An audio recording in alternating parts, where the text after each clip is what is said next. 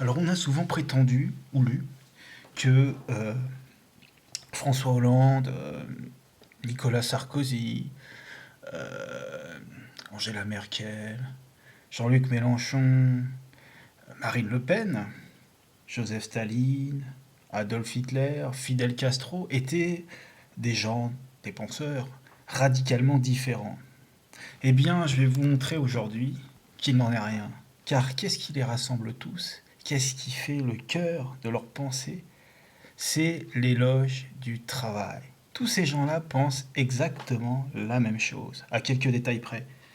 Ce qui les intéresse, c'est de promouvoir une société du travail où les gens travaillent, sont de gentils salariés qui s'occupent de leurs tâches pendant que eux vous dirigent. Donc voilà, ce dont je vais parler aujourd'hui, c'est du travail, qui est une thématique centrale de notre société moderne et qui, donc de la droite à la gauche, fonde toutes les valeurs morales qui nous sont imposées depuis la petite enfance pour diriger nos vies. Donc, et je vais montrer que le travail, contrairement à ce qu'on nous a raconté depuis qu'on est tout petit, en fait c'est de la merde. C'est-à-dire que c'est exactement ce qui... c'est une merde, c'est-à-dire c'est un déchet, c'est c'est une activité dégradée, disons que c'est le résultat d'une mauvaise aventure, que en plus c'est une activité qui non seulement est de la merde, mais qui produit de la merde, c'est-à-dire qu'elle détermine notre futur destin catastrophique. Donc le travail est une merde. Alors, donc comme je l'ai dit, c'est intéressant parce que c'est un thème qui n'est jamais débattu, qui est central. Et évidemment, il n'est pas débattu parce que, vous imaginez dans les journaux, si on disait dans les médias, Le Monde, Libération, enfin peu importe, que le travail c'est de la merde et qu'il faut arrêter de travailler, il y aura un léger problème pour ce genre de médias et pour l'économie en général. Donc il n'est pas question, donc il faut travailler, il est important. Et qu'est-ce qui est le combat de tous les politiques actuellement, de tous les, quelle que soit la droite, la gauche, machin, on s'en fout, quel est leur combat? La lutte contre le chômage. Surtout, il ne faut pas que les gens soient au chômage, ne travaillent pas euh, et ne soient pas inactifs et aient un rôle social. Alors, donc il y a plusieurs éléments là-dedans et je vais détailler notamment qu'est-ce que le travail. Parce que, évidemment, le travail, c'est pas tout à fait dans leur bouche la définition qui est la seule définition acceptable du travail. Le travail, c'est une dimension physique euh, et qui correspond à une modification de son environnement. Euh, donc, c'est l'expression de- de la conséquence d'une action sur l'environnement. Donc c'est simplement ça le travail. Effectivement, c'est pas de cela dont ils veulent parler. Ce qu'ils veulent parler, c'est évidemment la dimension sociale du travail et économique. Donc c'est pas le fait que l'on cultive ses légumes ou quoi que ce soit. Donc il est important de rappeler ce qu'est le travail dans une économie industrielle. Et montrer qu'en fait c'est du pipeau, que ça correspond rarement, le travail de ces messieurs correspond rarement à un travail effectif et qu'en fait je montrerai que ceux qui travaillent, ce ne sont certainement pas ceux qui en parlent le plus. C'est comme, un peu comme tout. Ensuite, je vais commencer cela par rappeler ce que j'ai raconté sur la décroissance. Et je vais montrer non seulement que le travail c'est de la merde, mais qu'en plus, je vais essayer de montrer que ce qui importe, c'est donc de ne pas travailler, c'est-à-dire d'essayer d'éviter au maximum le travail, et c'est la seule attitude rationnelle pour nous individus. Alors la dernière fois j'ai parlé de la décroissance, donc je vais y revenir un tout petit peu pour introduire tout cela. Alors la décroissance, j'en ai parlé et j'ai montré que c'était en fait un mouvement politique qui essayait de capter un peu comme c'est toujours disons l'essence de tout mouvement politique qui naît dans une société médiatique, c'est de capter un malaise, Donc les mouvements se créent à partir de malaise, de réactions, et ils finissent par s'organiser grâce à des leaders médiatiques et à, disons capter, c'est un peu un processus un peu biologique en fait, c'est social, la société c'est un peu un organisme biologique, donc il finit par se construire sur des réactions et à s'organiser autour d'eux, à les organiser pour en fait les annihiler et les transformer disons, en une puissance qui permet à certains individus de capitaliser sur cela. Donc c'est pas, effectivement, au final, il n'y a aucun changement vis-à-vis de ces mouvements. Donc c'est un peu, je pense, l'essence de la décroissance. On voit actuellement qu'il y a tout un tas euh, d'organisations politiques, enfin politiques, de mouvements, disons, qui essaient de, de proposer des transformations sociales sans proposer de moyens concrets pour les faire, mais de les réaliser à part des moyens très annexes. Et on pourra, par exemple, la décroissance, c'est à l'étranger. Je pense que, par exemple, là où je suis actuellement en Suède, c'est pas mal. Il y a un mouvement qui s'appelle Transition Town Homesteading, qui est un peu le symétrique de la décroissance en France, mais en plus pratique. Mais c'est un mouvement qui parle d'une transition. Il faudrait que les villes transitent vers un mode de vie, disons, moins axé sur le transport, etc. Sans remettre en cause, évidemment, l'existence des villes en elles-mêmes. Et donc, c'est un peu le symétrique de la décroissance, c'est-à-dire qu'on parle d'un nouveau mode de vie sans donner les modalités de l'existence de ce nouveau mode de vie. Donc, voilà pour la décroissance, qui est un mouvement qui se focalise sur la consommation et qui dénonce la consommation dans le milieu capitaliste, dans la société capitaliste, la consommation des pourceaux consommateurs qui se vautrent dans cette consommation et qui, sans se demander quel est le symétrique, c'est-à-dire que sans appeler, disons, bon, j'ai décrit en gros en quoi c'était absurde, et il suffit de se reporter à la vidéo précédente. Mais ce qu'il n'attaque pas, évidemment, c'est le volet symétrique. Alors pourquoi il ne l'attaque pas? Ça, c'est pour différentes raisons, je suppose, que je pourrais détailler, mais bon, passons. Et je pense qu'il n'attaque pas. Ce qu'il n'attaque pas, c'est évidemment le volet symétrique. Ce qui a vraiment une importance bien plus importante, c'est le travail. Parce que pour qu'il y ait des consommateurs, a priori, il faut qu'il y ait des objets à consommer. Et ces objets à consommer sont fabriqués par nous, c'est-à-dire par les travailleurs. Enfin, en ce moment, moi, je travaille pas, donc je ne produis rien du tout. Mais évidemment, j'ai travaillé comme tout le monde, ce qui me permet aujourd'hui de ne pas travailler. Et j'ai donc produit, j'avoue, j'ai produit, j'ai pêché, j'ai produit des saloperies comme tout le monde. De toute façon, quand on ne produit, dans la société actuelle, on ne produit que de la merde, c'est-à-dire des objets électroniques, des choses comme ça. Et quand on ne produit pas, on organise cette production un peu comme les capots dans les camps de concentration ou les trucs de Pol Pot ou peu importe. On organise le travail forcé et la production de saloperies. Donc voilà, c'est le monde du travail auquel chacun d'entre nous participons, sauf quand on est au chômage, au RMI, etc. Où là, on est pour un temps assez court des parasites, mais pas très, honnêtement, des parasites pas très, pour l'instant, pas très handicapants pour le système. Alors voilà, donc ce qui n'appelle pas à arrêter de travailler. Or, comme je l'ai dit, là, le travail, dans la société actuelle, est une collaboration à la destruction.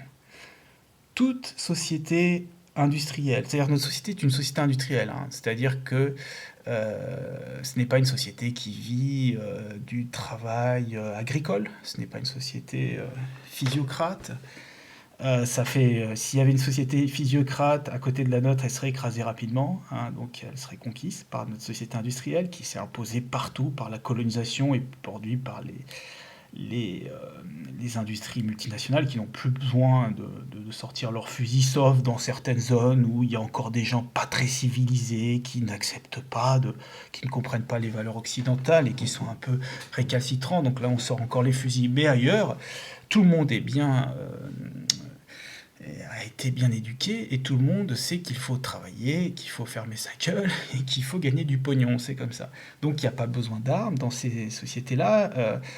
Chacun comprend bien qu'il n'a pas à bouger parce que vu ce qu'il a en face, le moindre mouvement se terminera par un gros coup sur la gueule. Donc voilà, donc chacun obéit et puis intègre, c'est-à-dire qu'il est content de gagner de l'argent, etc. Et donc on est dans une société policée et ou industrielle, c'est-à-dire toute la valeur de ce qui est fait, toute la richesse est fondée sur la transformation de, euh, euh, de matériaux et de l'utilisation de pétrole, et ce qui permet entre autres de fabriquer des armes et de maintenir c'est-à-dire c'est ce qui fonde la puissance au fine industrielle, c'est pas le fait qu'on ait tous à manger, etc. C'est, évidemment ça aide, c'est-à-dire qu'il y a les deux volets, c'est-à-dire que d'un côté tout le monde est repu et peut continuer à bosser, et ce qui forme vraiment la puissance industrielle, c'est évidemment l'armement, c'est-à-dire qu'au final, euh, il y a une puissance armée qui permet de maintenir le statu quo et d'écraser toute personne qui aurait la velléité de vivre dans un autre système qui sera évidemment inférieur, parce que évidemment le système industriel est tellement supérieur à tous les systèmes et à tous les modes de production. Donc voilà la réalité du paysage. Et donc, quand nous travaillons tous, quelle que soit l'activité qu'on exerce dans une société, il n'y a pas d'activité qui puisse être rémunérée, qui ne soit pas, disons, qui ne fournisse pas de profit à cette société industrielle. C'est le principe même de la création d'argent, c'est-à-dire qu'il faut qu'il y ait un retour sur l'investissement, il faut qu'il y ait du profit, et donc toute activité n'est financée que si elle ne fournit un certain profit. Donc à cette machine industrielle, quelle que soit l'activité en question, que ce soit l'enseignement, etc. On ne finance pas l'enseignement pour le plaisir d'enseigner, on finance l'enseignement parce que c'est utile pour former des ingénieurs et que s'il n'y avait pas d'ingénieurs, la machine ne tournerait pas. Sinon, ça fait bien longtemps que l'enseignement serait supprimé. Et évidemment, on met des petits trucs à côté, mais il faut aussi former d'autres de personnes, des artistes, etc., pour calmer un peu le jeu, pour faire de la pub.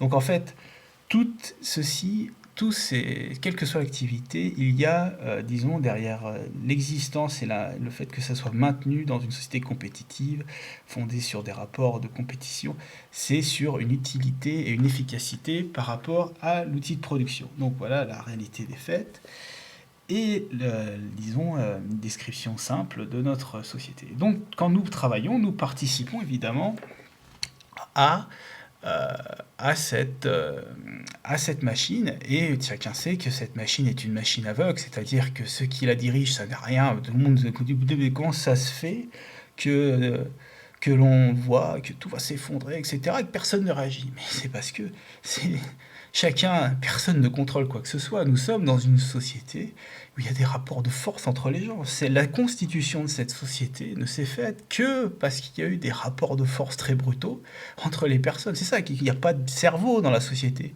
C'est marche ou crève. C'est ça, là, le cerveau, c'est un cerveau très primaire de la société actuelle et de toute société. C'est marche ou crève, c'est-à-dire soit tu écrases ton voisin, soit tu te fais écraser. Et c'est pour ça que même les catastrophes, ne pourront jamais être ne pourront jamais être réglées par cette société. Cette société est impuissante par constitution. Et elle le sera toujours. C'est une société qui se fonde sur l'écrasement de l'intelligence. Notre société actuellement de production industrielle n'est là que parce que continuellement, nous sommes, les individus sont formatés, il y a une masse de propagande qui leur pollue l'esprit, qui leur les rend craintifs, peureux, formatés, dépendants. Et au final, cela fait que chacun d'entre nous euh, obéissons, sommes stérilisés et pour la plupart même participent allègrement à l'écrasement et disons au triomphe, à la machine triomphante. Donc ça fait que évidemment cette machine ne pourra pas euh, disons, ne pourra pas réagir face à quoi que ce soit. C'est ce que j'ai déjà dit de nombreuses vidéos. Alors, donc, quand nous travaillons, nous participons à cela, quelle que soit notre activité. Alors évidemment, il y a des choses un peu plus subtiles à faire, hein, mais bon, c'est à la marge. Quand on travaille, on peut essayer d'être prof et de ralentir un peu la chose. On peut essayer d'être un paysan bio, mais au final, chacun sait que si on n'est pas dans la ligne, au bout d'un moment, on se fera virer, mais ça permet quand même de gagner du temps, je suis d'accord, et de mettre un peu d'argent de côté pour être peinard ensuite et pouvoir ouvrir sa gueule et ne pas travailler, et donc ne pas produire. Mais c'est quand même très marginal. C'est quand même très marginal. Par contre, quand on travaille, là, c'est pas marginal du tout. Quand chacun d'entre nous travaillons, là, nous produisons à fond, nous sommes dans le système. Évidemment, on peut aussi, en travail, faire de la résistance au sein du travail, c'est-à-dire récolter du pognon, occuper un siège, occuper par exemple quand on est chercheur faire une recherche, mais tout en ralentissant le mouvement ou en ne travaillant pas ce pourquoi on a été nommé. Ça a été par exemple mon cas. Moi j'ai bossé sur des trucs et systématiquement je faisais pas ce qu'on me disait. Mais au bout d'un moment évidemment on se fait virer, hein, ça a été mon cas.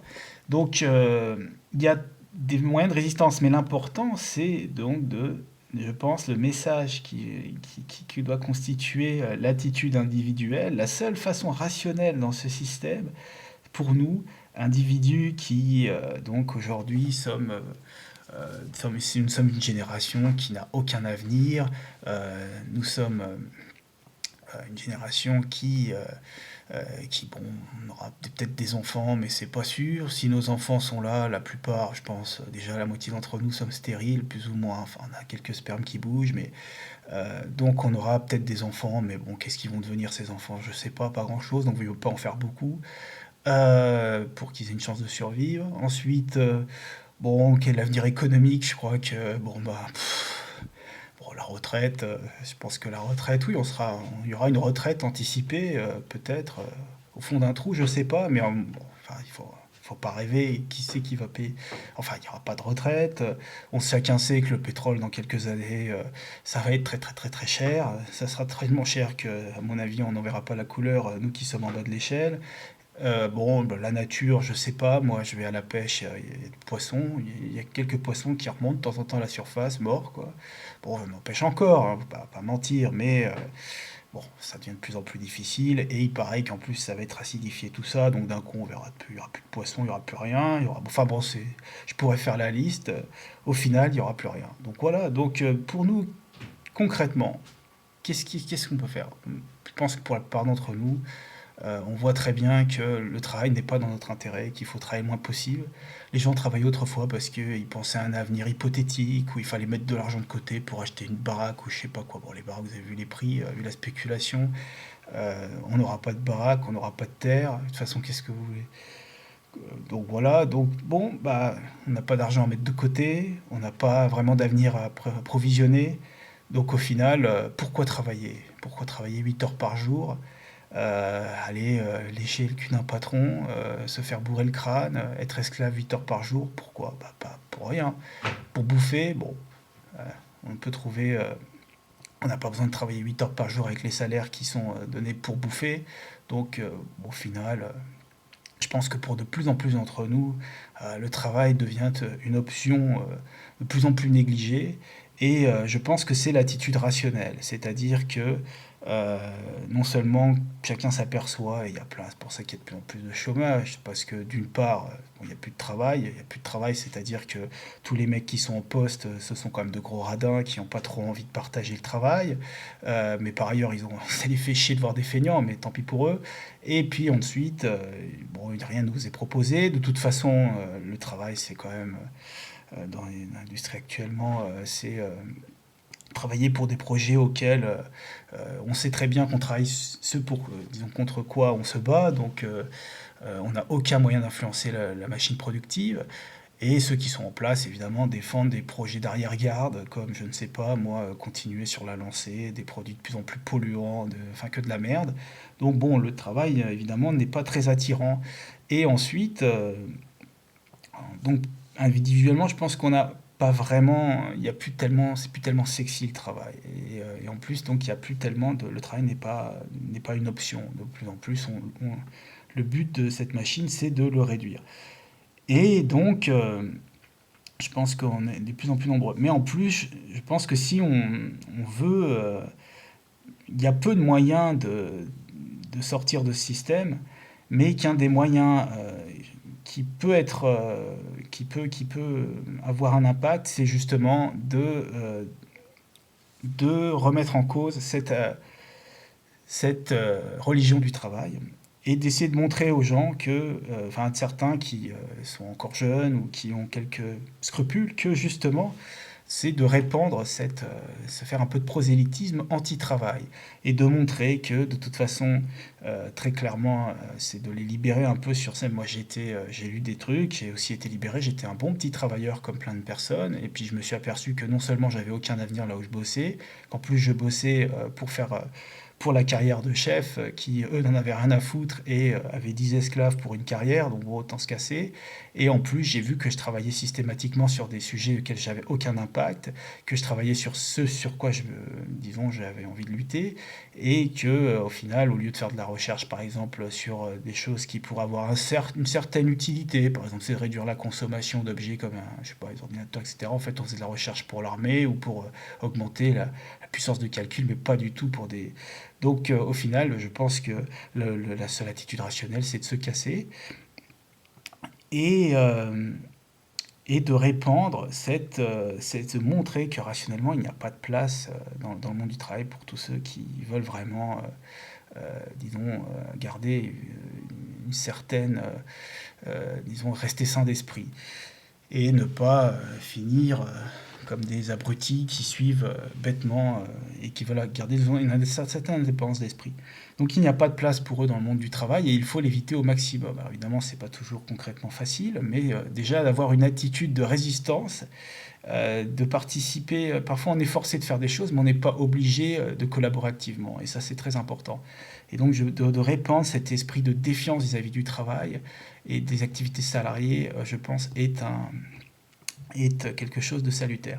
Ensuite, je pense que la chose qu'il faut tout le temps rappeler à tous ces types tous ces bien-pensants du travail, tous ces prosélytes et ces pharisiens du travail, qui nous racontent sans arrêt que, attention, le travail est nécessaire pour la survie, etc. Et que de rappeler deux choses. D'une part, le travail actuellement correspond à une destruction.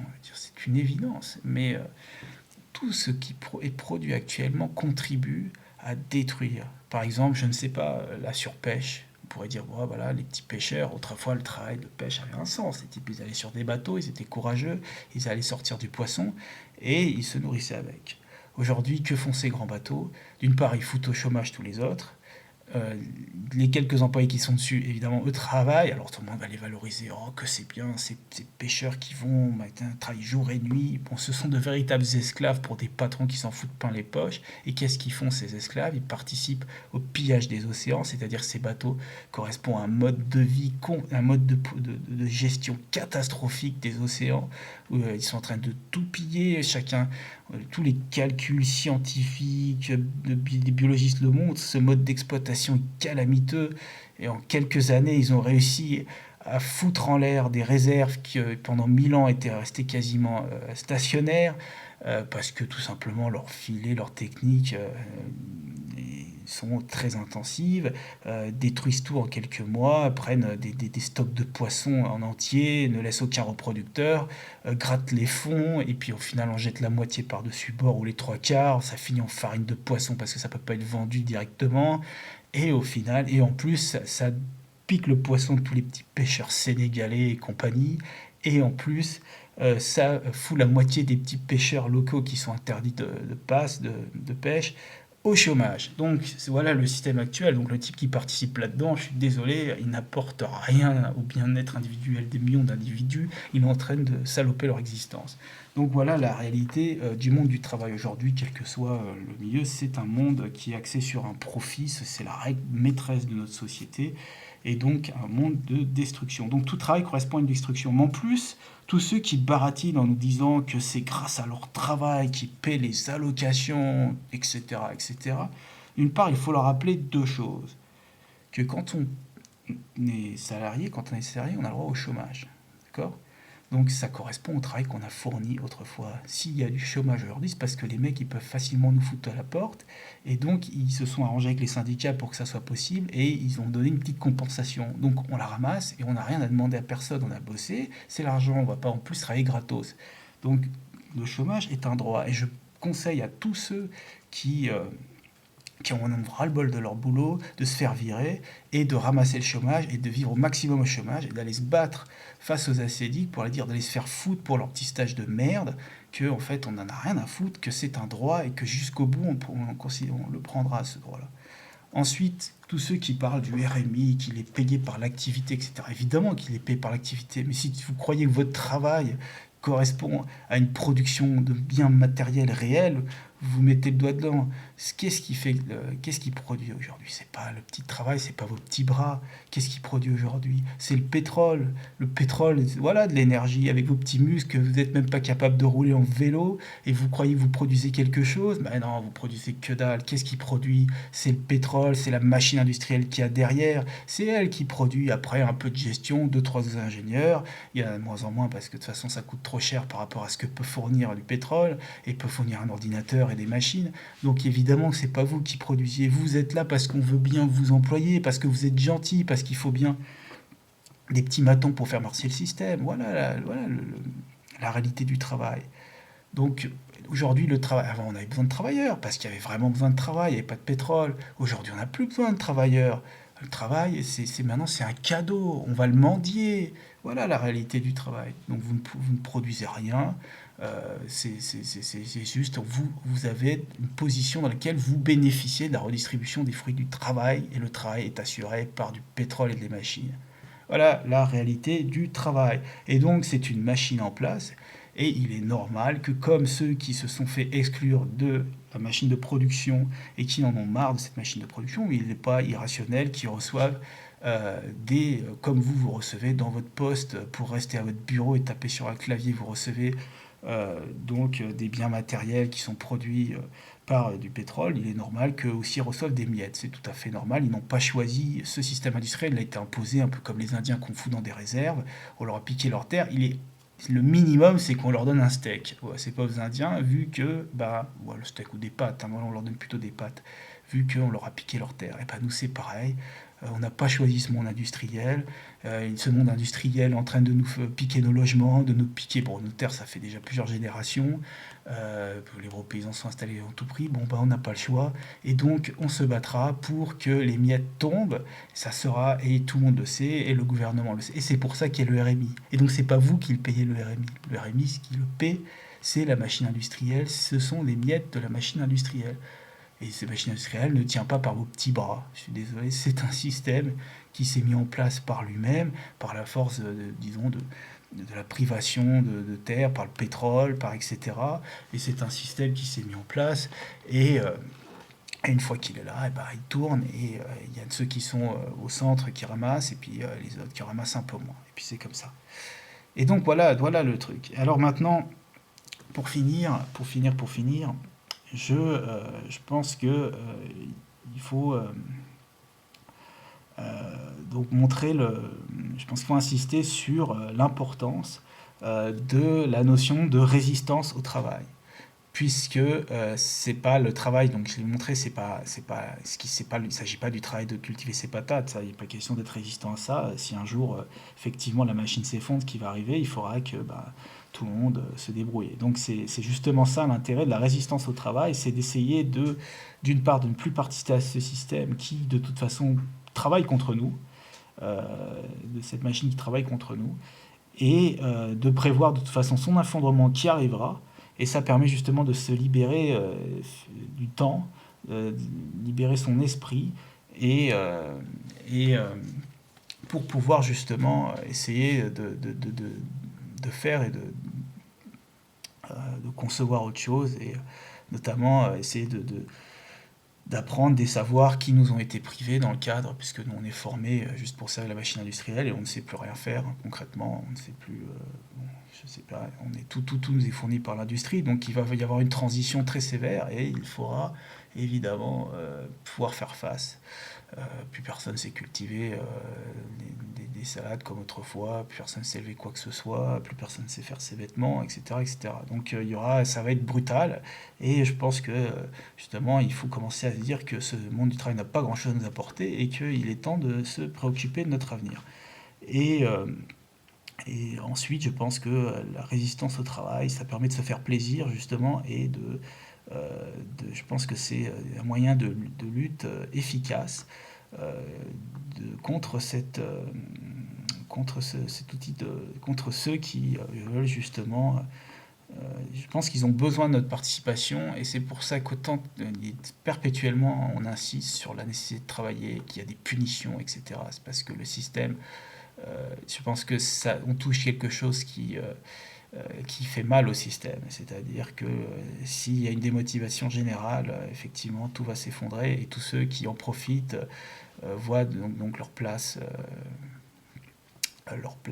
Par exemple, il y a des bons boulots. Moi, j'ai été chercheur, j'ai bien vu que la recherche, quand on est au top et qu'on produit, qu'on travaille pas en salle blanche, mais qu'on est en train de diriger des expériences, tout ça, on peut avoir, ça peut être assez grisant. Mais derrière, il y a évidemment le travail des petites mains.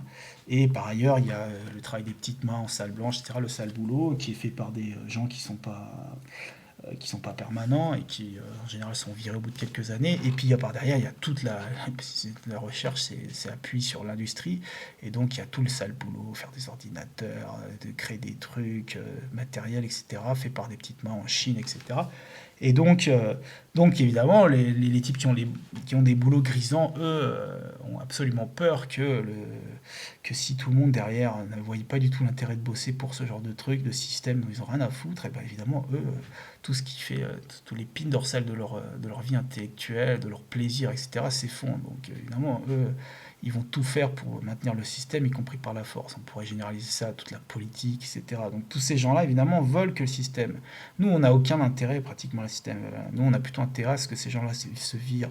Et donc, moins on travaille, moins on paie plus on a une charge à la société, moins on paie d'impôts pour ce genre de projet qu'on définit pas, et plus on résiste à ce genre d'antidémocratie, disons, de paternalisme, et, euh, en fait, de directivisme. Et, bah, c'est une dictature économique, c'est-à-dire que nulle part, personne n'a le droit de vote, tout le monde est considéré comme une merde, sauf le patron.